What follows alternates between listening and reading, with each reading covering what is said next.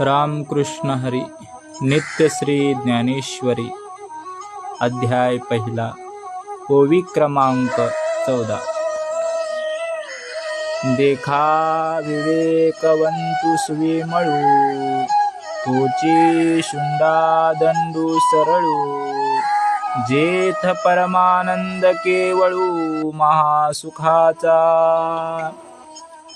गणपतीच्या ठिकाणी ब्रह्मानंद ही सरळ निर्मळ आणि चांगले व वाईट त्याची निवड करण्यास समर्थ अशी सोंड आहे।